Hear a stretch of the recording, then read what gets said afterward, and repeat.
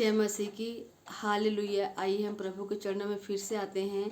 हम नया नियम पढ़ रहे, अभी हम मत्ती के 6वें चैप्टर में हैं। हम अगला वचन पढ़ेंगे जिसमें लिखा है परमेश्वर धन, जो 24 नंबर से चालू हो रहा है। मेरे बाइबल में देखिए, आप भी अपने बाइबल से पढ़िएगा, मैं भी पढ़ती हूँ। और हम धीरे धीरे परमेश्वर के वचन द्वारा सीखेंगे ताकि हम यीशु मसीह जैसे बदलते चले जाएं।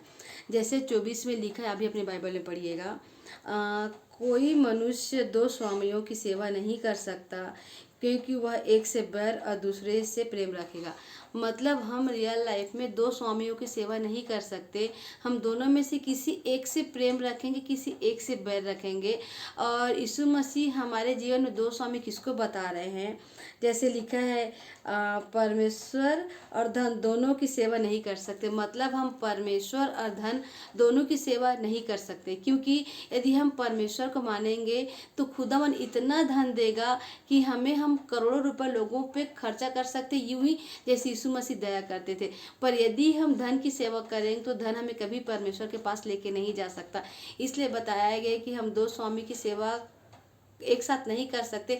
यदि हम यीशु मसीह की सेवा करेंगे तो हम धन की सेवा नहीं कर सकते, यदि हम धन की सेवा करेंगे तो यीशु मसीह की सेवा नहीं कर सकते। इसलिए हमें दोनों में से किसी एक को ही मानना है। और जैसे मैं मेरी ज़िंदगी में सिर्फ यीशु मसीह की सेवा करती हूँ, और यीशु मसीह मुझे बहुत ज़्यादा संपत्ति में धन देते हैं। और जिस धन को मैं मेरे लिए यूज़ नहीं करती, पर उस धन से मैं हमेशा कोशिश करती कि मैं हर किसी की मदद कर सकूँ।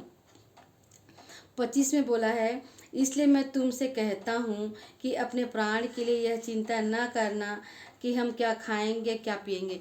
इसलिए खुदावन बोलते हैं कि तुम चिंता अपने प्राण के लिए इस चीज़ की चिंता कभी मत किया करो कि हम क्या खाएंगे क्या पिएंगे। अगले वचन में बोलता है, और न अपने शरीर के लिए क्या पहनेंगे। इसलिए खुदावन बोलते हैं कि नहीं, अपने प्राण के लिए चिंता मत करो कि क्या खाएंगे या क्या पिएंगे, और अपने शरीर के लिए चिंता मत करो कि हम क्या पहनेंगे।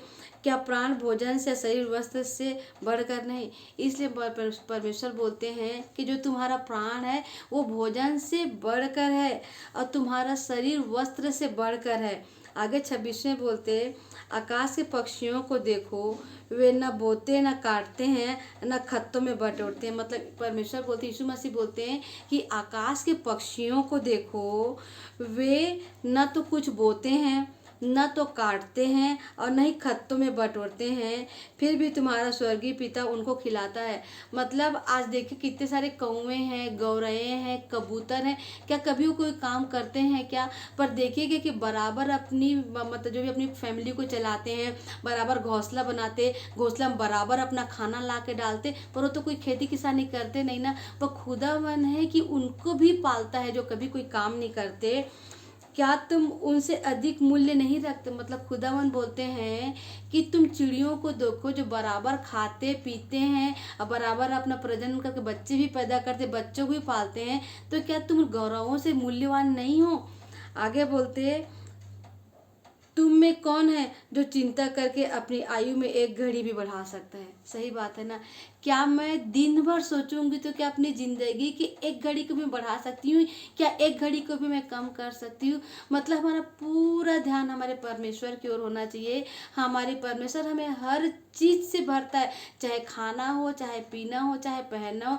हमें किसी भी चीज़ की चिंता नहीं। कि चिड़ियों को चिंता रहती है क्या? अपनी ज़िंदगी बराबर अच्छे से बिताते, और खुदावन उनके हर चीज़ की कमी को पूरा करता है। इसलिए हम चिड़ियों से ज़्यादा मूल्यवान हैं। और यदि हम ज़िंदगी में घंटों सोचेंगे तभी अपनी ज़िंदगी की एक घड़ी को भी बदल नहीं सकते। पर तारीफ़ करते खुदावन, ऐसे ही अब सिखाते जाते हो। जैसे 28 में बोल रहा है, और वस्त्र के लिए क्यों चिंता करते हो? सॉरी, खुदावन बोलते हैं कि वस्त्र के लिए भी क्यों चिंता करते हैं। आगे बोलते हैं, जंगली शोषण पर ध्यान करो कि वे कैसे बढ़ते हैं, और ना तो परिश्रम करते ना काटते। मतलब जंगली शोषण को भी देखो, जो जंगली पौधों को देखो वो कैसे बढ़ते हैं, उसमें कोई भी मेहनत नहीं करते, ना परिश्रम करते हैं ना काटते हैं। अगर 29 में बोलते हैं, तभी मैं तुमसे कहता हूँ कि सुलेमान भी अपने सारे वैभव में उनसे किसी के समान वस्त्र पहने हुए न था। मतलब सुलेमान जो राजा दाऊद का बेटा हुआ करता था, जो इतने महान हुआ करते थे कि उन्होंने 4 जगह किताब लिखा, उन्होंने भजन संहिता लिखा, नीति वचन लिखा, सबोपदेशक लिखा और श्रेष्ठ गीत लिखा। इतना महान राजा को खुदा ने बोलता है कि वो जंगली शोषणों के सामान में उसने इतने अच्छे वस्त्र नहीं पहने जैसा कि वो जंगली शोषण का पेड़ हुआ करता था। मतलब खुदा बाप इतने बड़े राजा सुलेमान से तुलना उस शोषण के पेड़ों से कर रही कि शोषण के पास ज़्यादा अच्छे वस्त्र हुआ करते, मतलब वैसे उनका श्रृंगार हुआ करता था उसका, जितना कि सुलेमान राजा के भी नहीं हुआ करता था। आगे बोलते हैं, इसलिए जब परमेश्वर मैदान की घास को जो आज है और कल भाड़ में झोंकी जाएगी, मतलब जो जंगली घास है जो आज हरी हरी दिख रही है पर जब सूरज का उजाला होता है तो वो सूख जाती है, उसके लिए बोलता है जब सूख गई तो उसको हम जला देते हैं, झोंकी जाएगी मतलब जलाई जाएगी, ऐसा वस्त्र पहनाता है। तो हे अल्पविश्वासियों, तुमको वह उनसे बढ़कर क्यों नहीं पहनाएगा। मतलब सोचो कि जब परमेश्वर वो घास को जो हरा हरा दिखता है पर जैसे सूख जाता है, सूखने के बाद हम उसको जला देते हैं, जब खुदावन उसका उसका इस कदर क्या बोलते ख्याल रखता है, तो हम जब खुदावन के मानने वाले हैं तो हम अपने विश्वास को अल्प क्यों करते हैं। क्या खुदावन हमारी चिंता नहीं करेगा क्या।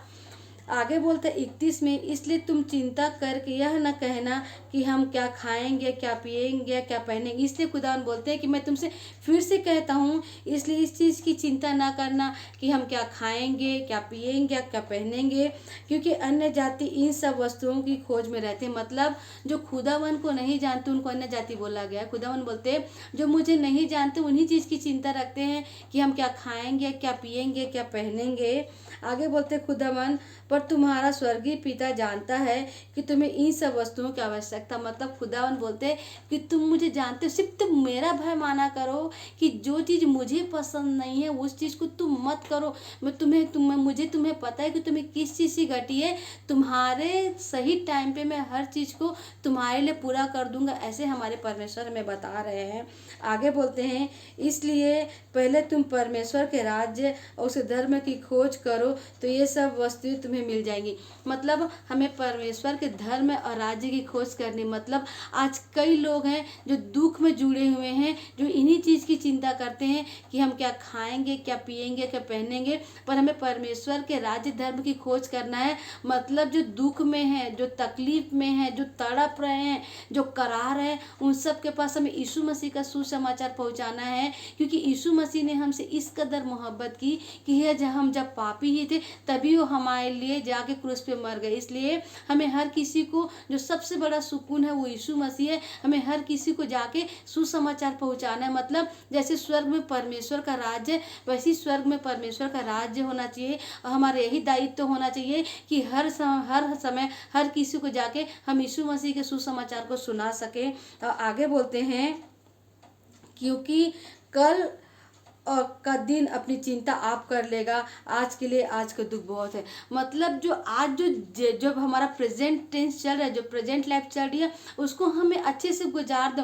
खुदा बाप कल फिर से हमें नई सांस देगा, हम फिर से जीवित रहेंगे। और तारीफ करती हूँ कि यीशुमन खुदावन हमारे हाथ को हमेशा पकड़ के रखते हैं। यदि यीशु मसीह की बाहों में, यीशु मसीह के चरणों में बैठे हैं तो यीशु मसीह हमें कोई भी तकलीफ नहीं देंगे। बस हमें यीशु मसीह की राहों में उनके हाथ को थाम के उनके पीछे पीछे, क्योंकि यीशु मसीह एक पद चिन्ह छोड़ के चले गए हैं, उस पद चिन्हों के साथ सामने आगे जाते जाना है। और आज का दुख, मतलब आज का जो तकलीफ वो साथ है, वो यीशु मसीह हमारे साथ है। और कल भी शायद तकलीफ रहेगी या खुशी रहेगी, पर हर तकलीफ में यीशु मसीह हमारे साथ है। तारीफ करती हूँ कैसे हम वचन को पढ़ें और यीशु मसीह जैसे बदलते जाएं। सारी आदर सारी महिमा यीशु मसीह को मिले, यीशु मसीह के नाम से मांगते हैं। आमीन आमीन आमीन।